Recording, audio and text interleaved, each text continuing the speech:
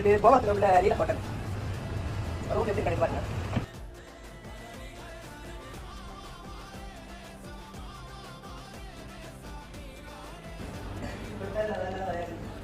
பிடிச்சிருக்கா? ஆனால் பால்கனி தான் சூப்பர்.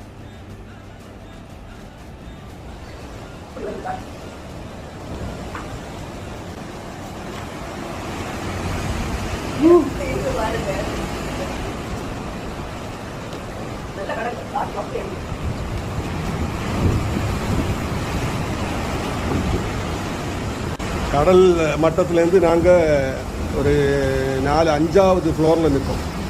பட் இங்கேருந்து பார்த்தா நேர கீழே கடல் அப்படி இருக்கு.